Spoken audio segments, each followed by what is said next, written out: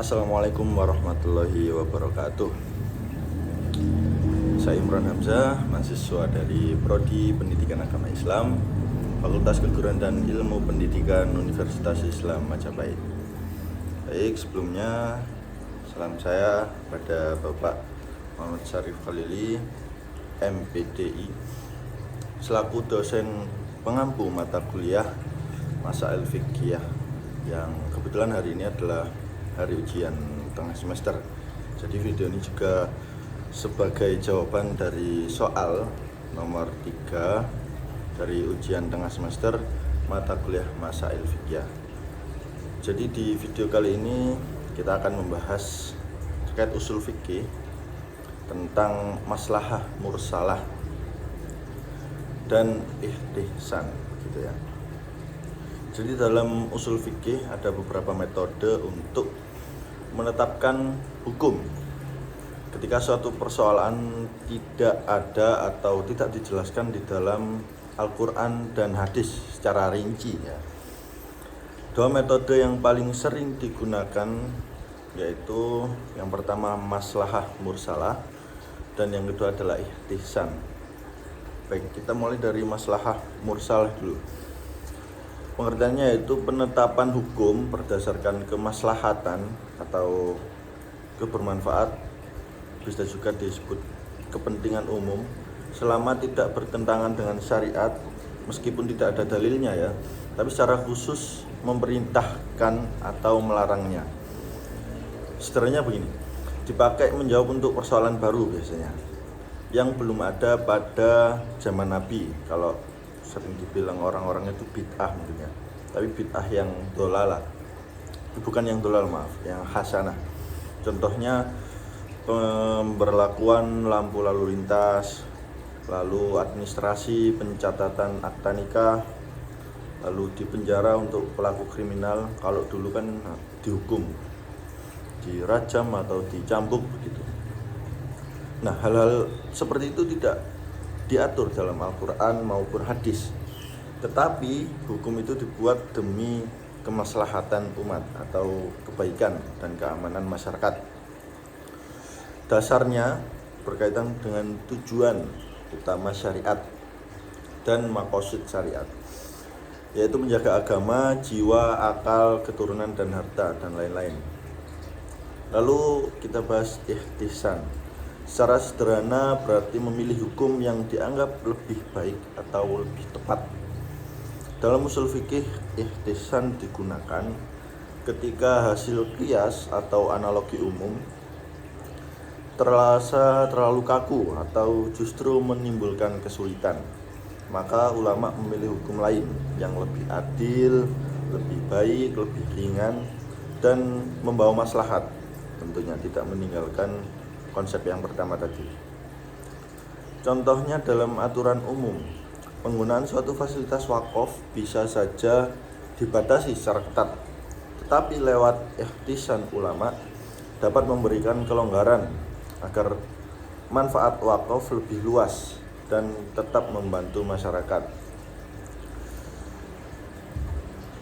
Hubungan antara keduanya, maslahah mursalah dan ihtihsan, sama-sama agar hukum Islam tetap relevan dengan perkembangan zaman dan kebutuhan manusia. Tapi ada bedanya. Maslahah mursalah lebih kepada hukum baru demi kemaslahatan umum. Lalu ihtihsan memilih pengecualian dari aturan-aturan umum karena ada solusi yang lebih baik dan lebih maslahat tentunya. Jadi kalau disederhanakan begini, maslahah mursalah itu mencari hukum untuk masalah baru. Nah, kalau ihtihsan itu memilih hukum yang paling tepat atau paling baik dari beberapa hukum atau beberapa kemungkinan. Karena itu keduanya dipakai agar hukum Islam ini tetap relevan, tidak kaku, tetap adil, dan tidak mempersulit kehidupan masyarakat. Jadi kalau dibawa ke kehidupan sehari-hari di Indonesia, ya, khususnya dalam Islam di Pulau Jawa, sebenarnya banyak contoh maslahah mursalah dan ihtihsan yang sering kita temui. Meskipun banyak orang tidak sadar bahwa itu ada usul fikih atau istilah fikihnya. Contohnya yaitu untuk maslahah mursalah. Yang pertama, pencatatan buku nikah di KUA. Nah, itu di Al-Quran dan hadis tidak diajarkan secara rinci, tetapi secara syariat pernikahan sah itu ketika syarat dan rukunnya terpenuhi. Tapi di Indonesia pernikahan juga harus dicatat di Kementerian Agama melalui KUA. Tujuannya melindungi hak suami dan istri, lalu anak juga, lalu menghindari sengketa agar tidak terjadi kesalahpahaman, agar jelas administrasinya, lalu mempermudah urusan hukum dan administrasi. Nah, ini termasuk maslahah mursalah karena tidak ada dalil khusus tentang buku nikah, tetapi jelas sudah membawa maslahah atau manfaat gitu. Nah, kalau ihtisan itu tradisi tahlilan atau selamatan kalau di bahasa kita ya. Di Jawa ada tradisi seperti ini. Itu tujuannya yang pertama itu membaca doa bersama, tahlil, lalu makan bersama dan syukuran. Sebagian ulama itu melihatnya sebagai media silaturahim, doa bersama, lalu sedekah makanan dan penguatan sosial antar masyarakat. Karena itu banyak ulama yang mempertimbangkan sisi maslahah sosialnya selama tidak bertentangan dengan syariat. Nah, ini juga menentang pernyataan-pernyataan umat Islam di salah satu aliran yang menganggap bahwa tahlilan ini bid'ah. Tetapi di sisi lain, tahlilan ini membawa hal yang baik seperti doa tadi, tahlil. Nah, di dalam tahlil itu menyebut kalimat-kalimat yang baik, dan itu ihsan diberlakukan di situ. Jadi jangan terlalu kaku lah untuk masalah hukum. Lalu dari situ banyak permasalahan-permasalahan yang ditimbulkan khususnya di dalam dunia media sosial.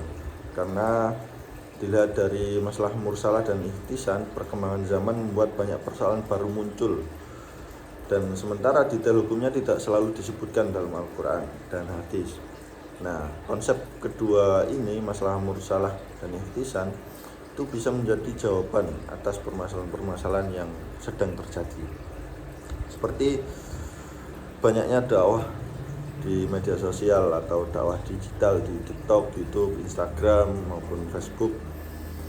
Nah, sebagian orang menganggap bahwa dakwah itu harus dilakukan secara formal, seperti di masjid atau majelis atau di lembaga pendidikan.